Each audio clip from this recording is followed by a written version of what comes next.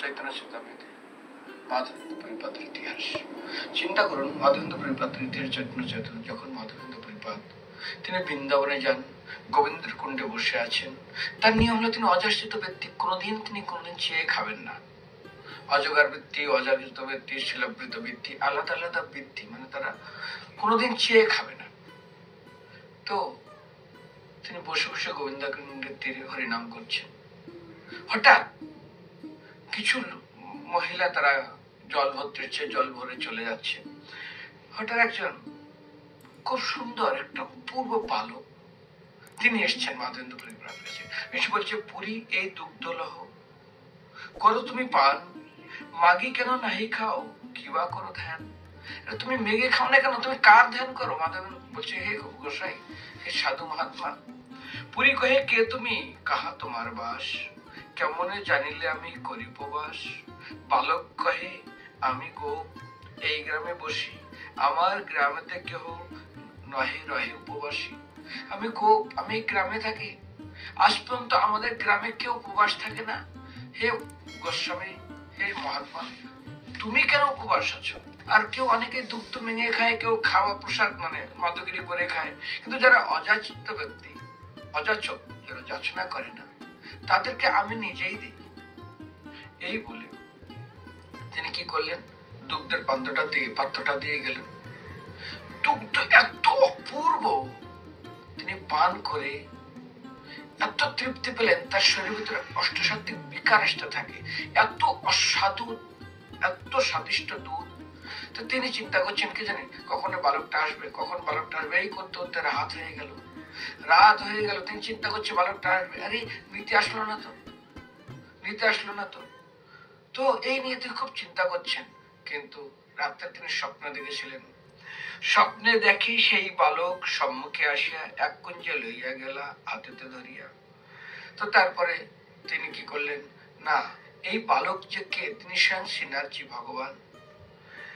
কুঞ্জ দেখিয়া কহে, কুঞ্জ মানে বন ছোট, এই কুঞ্জে রহে আমি, এই কুঞ্জে রই, শীত বৃষ্টি দাবাগ্নিতে বহু দুঃখ পাই। গ্রামের লোক আনি আমা কারো কুঞ্জ হইতে, পর্বত উপরে লইয়া রাখো ভালো মতে। একমঠ করি তাহা কর স্থাপন, বহু শীতল জলে আমা কর মার্জন। বহুদিন তোমার পদ করি নিরীক্ষণ, কবে আসি মাধব আমা করিবে সেবন। তোমার প্রেম বশে করি সেবা অঙ্গীকার, দর্শন দিয়া নিস্তারিব সকল সংসার। ঠিক একই ধরনের লীলা মাধবেন্দ্র পরিবারের সঙ্গে হয়, যেটা আপনারা দেখছেন।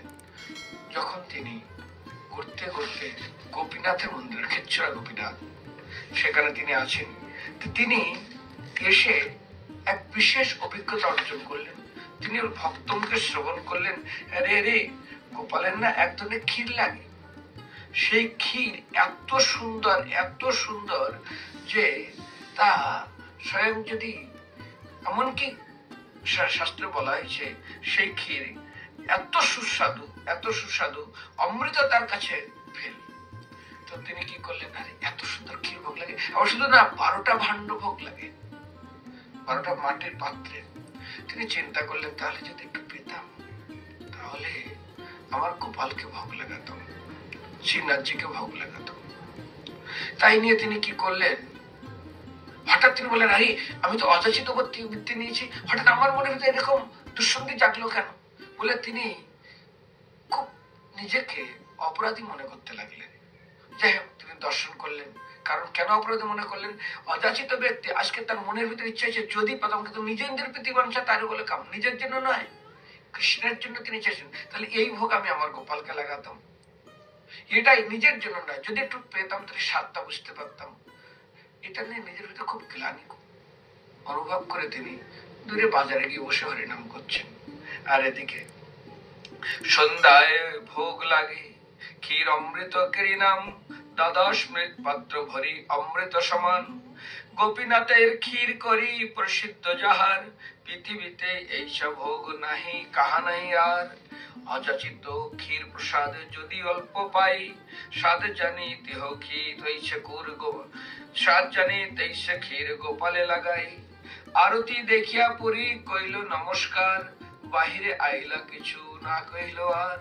প্রেমামৃতে তৃপ্ত ক্ষুধা তৃষ্ণা নাহি বাদে, ক্ষীরে ইচ্ছা হইলে তাহে মানে অপরাধে। নিজকৃত করি পূজারি করিলা শয়ন, স্বপনে ঠাকুর আসি বলেন বচন। যখন তিনি আরতির দর্শন করে তিনি কি করলেন, চলে গিয়ে বাইরেতে তিনি বাজারে হরিনাম করছেন, আর এদিকে তিনি নিজে অপরাধী মনে করছেন আর অনুতাপ করছেন। রাত্রে পূজারী ভগবানকে সুন্দরভাবে বিশ্রাম দিয়ে সবকিছু পরিষ্কার করে চলে গেছেন, তিনি ঘুমাচ্ছেন। আর নিজকৃত করি পূজারী করিলা শয়ন, আর তার সমস্ত কর্ম করে তিনি শয়ন করলেন।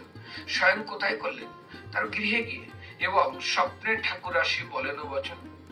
গোপীনাথ বলছে, ওঠো পূজারী দ্বার করহ মোচন, ক্ষীর এক রাখিয়াছি সন্ন্যাসী কারণ। তুমি তাড়াতাড়ি ওঠো, দ্বার খোলো, আমার দরজা, আমি সন্ন্যাসীর জন্য এক ভাণ্ড ক্ষীর চুরি করে রেখেছি। ধরার আঁচলে ঢাকা এক ক্ষীর হয়, তোমরা না জানিলে তা আমারও মায়ায়। তোমরা হয়তো গুনতে পারোনি, কিন্তু আমার মায়া শক্তি তোমরা বুঝতে পারোনি। মাধবপুরী সন্ন্যাসী আছে হাটেতে বসিয়া, তাহাকে এই ক্ষীর শীঘ্র দেহ লইয়া। তুমি তাড়াতাড়ি ওঠো, মাধবেন্দ্র পুরীপাদ আছে হাটের বসে, তাকে ক্ষীর দাও। স্বপ্ন দেখি পূজারি উঠি করিল বিচার, স্নান করি কপট খুলি মুক্ত কইল দ্বার। ধরাল আঁচল তরে পাইল সেই ক্ষীর, স্থান লেপি ক্ষীর লইয়া হইল বাহির। প্রসাদ ছিল, সেই জায়গাটা পরিষ্কার করে তিনি বাহির হলেন। ক্ষীর লও এই যার নাম মাধবেন্দ্র পুরী, তোমা লাগি গোপীনাথ ক্ষীর কইল চুরি। ক্ষীর লইয়া পুরী তুমি করহ ভক্ষণে, তোমা সম ভাগ্যবান নাহি ত্রিভুবনে। আর এই কথা ডাকছে, কি আছো ভাই মাধবেন্দ্রপুরী, তোমার জন্য গোপীনাথ ক্ষীর রেখেছে, দয়া করে তুমি ক্ষীর নাও। এই কথা, আরে শুনছে, জপ করছে, আমাকে ডাকছে, হ্যাঁ আমি মাধবেন্দ্রপুরী, আমি মাধবেন্দ্রপুরী। কি হয়েছে, আপনি এই রাত্রে আমাকে খোঁজ করছেন কেন, এই গভীর রাত্রে? আরে না, আপনি জানেন না, আমি ঘুমিয়ে গেছিলাম, কিন্তু গোপাল আমাকে স্বপ্ন দিয়ে বলছে উঠো, আমি না এক ভাণ্ড ক্ষীর রেখেছি। আমার এক ভক্ত, তিনি হাটেতে পাশের হাটাতে সেখানে বসে বসে হরিনাম করছে, তুমি যাও তাকে দিয়ে আসো। হ্যাঁ, আমার সন্দেহ হলো, তো আমি স্নান করে গেছি, গিয়ে দেখি গোপীনাথ বলছে তার কাপড়ের পিছনে লুকিয়ে রাখছে, গিয়ে দেখে হ্যাঁ লুকানো আছে, এবং তার আদেশে আমি ক্ষীর দিতেছি, দয়া করে আপনি ক্ষীর গ্রহণ করুন। প্রেম দেখি সেবক কহে হইয়া বিস্মিত, কৃষ্ণ যে ইহার বশ হয় অযচিত। বলছে কৃষ্ণ ইহার বশ, কারণ আমি বলেছিলাম অজিত অপি জিতয়ম তৈলপ বসি বসি কৃত, মুক্ত অপি বন্দস্মি ভক্তচ্ছ ভক্ত বৎসল। যে ভগবানকে পৃথিবীতে কেউ বশ করতে পারে না, আজ গোপীরা তারা একটু ক্ষীর একটু মাখন বলছে, হে তুমি নাচো, তুমি একটু খেলা করো, তুমি একটু করো। ঠিক কৃষ্ণ তাদের ইচ্ছায় ঠিক সেই রকমই কার্য করে। ভক্তের বশ অজিত অপি, যাকে কেউ জিততে পারে না ভক্তরা জিতে নেয়। তৈলপ বসে বসে কৃত, যাকে কেউ বশ করতে পারে না তাকে সম্পূর্ণ বশ করে নেয়। আর ভক্ত গোবিন্দ কহেন মম বৈষ্ণব পরাণ, বৈষ্ণবের হৃদয়ে সদা গোবিন্দ বিশ্রাম। আরে গোবিন্দ কেন বৈষ্ণবদের হৃদয়ে বিশ্রাম করবে, তার বিশ্রামের জায়গা নেই? না, তার বিশ্রামের জায়গা আছে, কিন্তু ভক্তদের হৃদয়ে তিনি কেন বিশ্রাম করতে চান? দেখবেন বাড়িতে একটা কুকুর আছে, সেও যদি একটু বিশ্রাম করতে চায়, দেখবে খাটের নিচে ফলের গাদার নিচে একটা জায়গা চায়, কেউ যেন আমাকে ডিস্টার্ব না করে, শান্তিতে যেন ঘুমাতে পারি। ঠিক ভগবান তার ভক্তের হৃদয়ে, বৈষ্ণবের হৃদয়কে তিনি চয়েস করেছেন। কেন? আচ্ছা, কেউ ঘুমাচ্ছে আর বারবার যে ঠক ঠক করে একজন গেল, আরে ভাই দরজা করলো, আবার দরজা দিয়ে ঘুমাচ্ছে, আবার গিয়ে শব্দ করে। একটা লোক যখন ঘুমায় বারবার গিয়ে যখন ডিস্টার্ব করে, সে ঘুমাবে কি করে? সে তো বিরক্ত ফিল করবে। হ্যাঁ, ঘুমানো এমন একটা জায়গা আছে, কুকুরটা যেমন ঘুমাতে গেলে একদম শান্তিপূর্ণ জায়গা, যেন আমাকে ডিস্টার্ব না করে।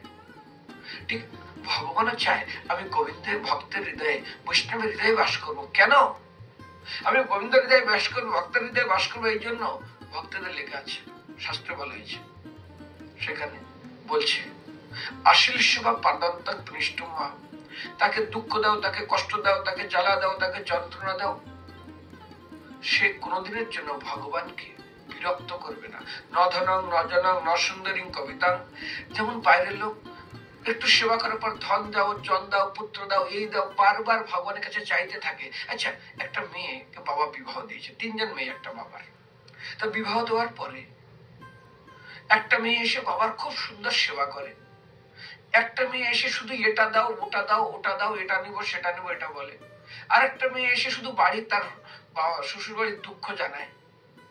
কোন মেয়েটা দেখে বাবা আনন্দ পাবে? যে শুধু চায় না, শুধু দুঃখের কথা জানায় না, যে মেয়েটা শুধু বাবাকে এসে বিনা স্বার্থে সেবা করে। তো বাবা কাকে দেখে আনন্দ পাবে? যে আসবে বিনা স্বার্থে সেবা করে। ভগবান ঠিক বৈষ্ণবদের হৃদয়ে কেন বিশ্রাম করে? আরে এদের চাহিদা নেই, এরা বারবার এসে নক করবে না দরজায়, ঠকঠক করবে না, আমার ছেলে দাও, আমার মেয়ে দাও, ধন দাও, জন দাও, না, নিশ্চিন্তে ঘটে। এমনকি দুঃখও যদি পায় তবু ভগবানকে জানাবে না। কেন? তত্ত্বানুকম্পা সুশিক্ষ মানব ভঞ্জাত্ম এবং কৃতম বিপাকে হৃদয় পূর্বের বিধন্য মান্না। আরে আমার কর্মফল তত্ত্বানুকম্পা সুশিক্ষ, মানে আমার যে কর্ম আমি ভোগ করছি, এখানে ভগবানের কোনো হাত নেই। আমি কেন ভগবানকে বিরক্ত করবো? ভঞ্জাত্ম এবং কৃতম বিপাকে আমাকে ভোগ করতে হবে আমার কর্ম। এই জন্য ভগবান তো আমাকে অল্পের ভিতরে দিয়েছে, সেই জন্য ভক্তরা কোনদিন ভগবানের দোষ দেখে না, ভগবানের কাছে বারবার চায় না। ভগবান সেই জন্য এসে এমন একটা জায়গায় খোঁজ করে যেখানে শান্তিতে নিশ্চিন্তে ঘুমানো যাবে। আর মাধবেন্দ্র পরিপাত চিন্তা করুন, তিনি প্রেমে এত প্রেম দেখি সেবক হইয়া বিস্মিত কৃষ্ণ জিয়ার বাস হয় যশোচিত পাত্র প্রক্ষালন করি খণ্ড খণ্ড কইল বহির্বাসে বান্দি সেই টিকারি রাখিল প্রতিদিন একখানি করেন অভক্ষণ খাইলে প্রেম হবে সহায় অদ্ভুত কদন ঠাকুর মোরে ক্ষীর দিল লোক সব শুনি দিনে লোক ভিড় হবে মোর প্রতিষ্ঠা জানি সেইভাবে রাত্রি শেষে চলিলা শ্রীপুরী সেইখানে গোপীনাথের দণ্ডবধ করি যদ্যপি উদ্যোগ হইল পালাই তেমন ঠাকুরের চন্দন সাধন হইল বন্ধন। তিনি বললেন আরে আমি এখানে থাকি আমার সম্মান পাবে, কারণ কনক কামিনী লাভ পূজা আশা চাহে মোর চিত্ত আরো প্রতিষ্ঠাসা কিরূপে শোধিত হবে মোর চিত্ত এই চিন্তা সদা হয়। এখান থেকে কি করে মুক্তি হওয়া জানে, সেই জন্য মাধবেন্দ্র পরিপাত কি করলেন, তিনি ওখান থেকে পালিয়ে গেলেন। কেন পালিয়ে গেলেন? যে না আমার সুনাম হবে, আর আমরা সুনামের জন্য যাই। তো সেই জন্য চিন্তা করুন, ভগবান তার ভক্তের সেবা করে। একই লীলা দেখবেন মহাপ্রভু যখন বিদ্যার দক্ষিণ ভারতে গিয়ে শ্রবণ করলেন, আরে ছোট বিপ্র বড় বিপ্র বিদ্যানগরে গোপাল, তিনি সাক্ষী দিতে এসেছিলেন। তিনি এমন সুন্দর সেবা করেছেন বৈষ্ণবের, ছোট বিপ্র বড় বিপ্রকে। বিপ্র ছিল বৈষ্ণব, সেবা করবার বিপ্র বলেছিলেন দেখো আমার একটা কন্যা আছে, আমি তোমার সাথে বিবাহ দিব। বলে আপনি এরকম বলছেন, আমার গরিব, আমার নিচু জাতি, আপনি কেন দেবেন, আমরা কেউ মেনে নেবে না। বলছে না না আমার কথা সবাই মানবে। বলে প্রমাণ? প্রমাণ গোপাল, গোপাল তোমাকে কিন্তু সাক্ষী দিতে হবে। আজ এই ব্রাহ্মণ মিথ্যা বলার জন্য সেজন্য নরকে না যায়। ওই বড় ছোট বিপ্র বিয়ের কোনো ইচ্ছা ছিল না, তিনি সত্য প্রতিজ্ঞা ভগবানের সামনে করেছেন। তাকে যেন এই সত্য প্রতিজ্ঞা ভঙ্গের জন্য যেন তাকে নরকে না যেতে হয়। যেমন কশ্যপ মুনি দিদিকে বলেছেন তুমি চাও কি চাইবে, এমন একটা সন্তান চাইছে যে ইন্দ্র হত্যা করবে। বলে আমি এই কথা কি করে রাখতে পারবো, সঙ্গে সঙ্গে আমাকে তো নরকে যেতে হবে।